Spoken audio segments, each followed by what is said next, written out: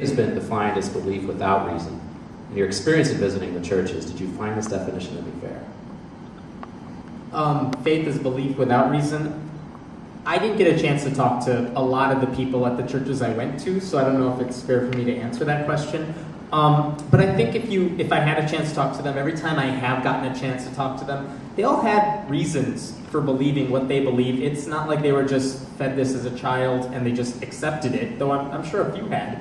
But I think a lot of them had reasons justified to themselves anyway. This is why I believe what I believe. And every time I heard their reasoning, I in my head I'm thinking, well, here's what's wrong with that, here's what's wrong with that. But I think they all had reasons for it. I don't know if I buy those reasons, but yeah, I don't think anyone's saying they're a Christian just because. I think they all have reasons for doing it. I think there's this, in one sense, there's some truth to this, because faith is not based on knowledge or proof. Faith is based on not knowing and saying, yet I believe. I mean, otherwise it wouldn't be called faith, it'd be called knowledge. And so there is a sense in which we must recognize a mystery or a sense of doubt in our faith. And as Kierkegaard would talk about, Kierkegaard's the one who coined the term leap of faith, where he would say, but he would say that faith isn't ultimately irrational, that there's no rational thought that goes on in faith. That faith would lead one in a course of reason, but there would have to be at some point in which they would need to make a leap of faith. That reason would get them so far, but that reason itself would not just become a proof of God. And, I forgot to give my disclaimer. Can I give my disclaimer? I only speak for me, and not for the entire Christian church. I speak for Jay and my understanding of church, and I guarantee you that there are Christians here who would, so did you ever see South Park? Always. Did the one with the hail science, and they go after each other, and the followers of Dawkins. They're all fighting each other. I think what's funny about that is not so much, I don't think at all that was poking fun at atheist and rationality. I think it was poking fun at us. At what point would atheists all get together? Oh, that's the wrong kind of evolution. No, my kind of evolution. War. That sort of thing doesn't happen. And it's actually one of the humble things I have to do is, because I cannot represent all of Christianity, and that's almost what's sad to me, is to have to say, I don't represent all of us. And that brokenness is, I think, a source of shame for us as Christians. This is with all due respect to you, I think I've met more Christians who say, the church that you always think about, that's not my church. Yeah. I don't, that's not my kind of Christianity. And I think I now hear more people who say that than people who say, no, I'm a proud member of the Christian church or whatever. So. Yeah, I think that comes a lot from this era of being very aware of what all the other Christians are saying in a way that has not happened due to internet, cable, the ways in which the media. I'm much more aware of. 40 years ago, I don't know if I'd ever heard of Ted Haggard, but in a way, I am now, and so. All right, so how authentic can the respect and love between Christians and atheists be? Does the ideological difference not impose a level of disrespect? I take this one. I think there can be a lot of respect. I mean, I can't think of anyone I know that I agree with on some really big issues, and I love a lot of them, and I respect, just about all of them. I think that's completely fine. I think it depends where that disagreement is stemming from. I mean, is it coming from a good place? Are your intentions good when you're, you might be a Christian, but what's your reason for that? I think, Jay, this is the first time we met today, but I think, if I got to know you more, there's a good chance we'd be good friends.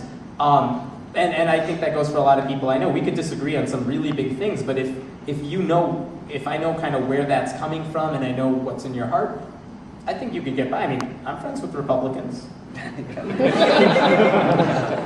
and I'm friends with Muslim, Hindu, atheists, but I think that there is a sense, though, that there's a little bit of truth to that. Core values and sharing core values creates a different kind of relationship. And while I love Alan, and Alan and I are wonderful friends, there was always something missing, I felt, from that relationship, because there was some sense that our core values were different, and core values, spiritual core values, not necessarily peace or reconciliation or some of the, what I would call the little T truths, but when we disagreed on the big T truth, that something, great love, great respect, but something was missing. What church was the most fascinating one that you visited? Church you go to? The most fascinating church I visited was I worked for a short time as a youth director in Tarpon Springs, Florida, and Tarpon Springs is the greatest, the densest population of Greeks outside of Greece. And so the Greek Orthodox Church is huge there. And so I had a friend invite me to go to the Greek Orthodox Church and experience one of their worship services. And a lot of people talk about experiencing a worship service, but the Greek Orthodox Church means it.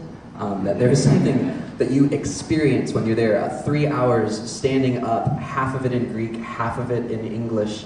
Lots of parading and lots of the incense making my eyes burn, and the art kind of all over, and two-dimensional Jesus everywhere. And I remember leaving there just sort of like, I just had to go take a nap.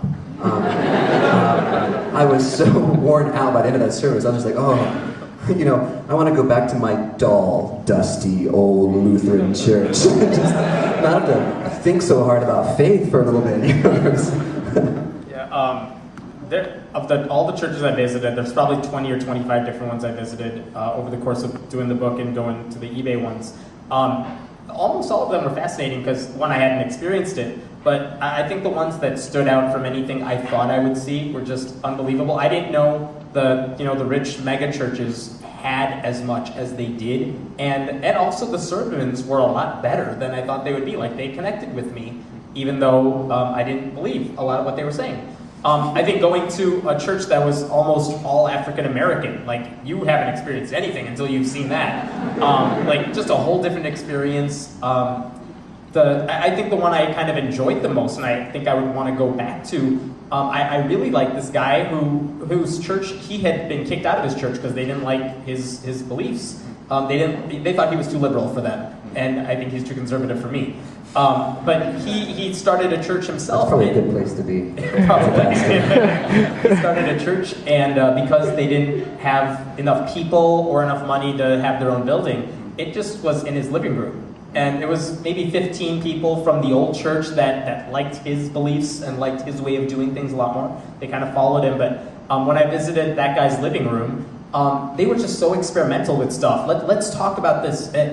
Not really touchy-feely, so to speak, but let's try to worship in different ways than just listening to some guy talk about it. It was much more of an open-ended discussion. Let's ask questions. Why do we believe this stuff? Why do we know this is historical if it's in the Bible? And I was just amazed that people do things like that because I never heard about anyone doing things like that.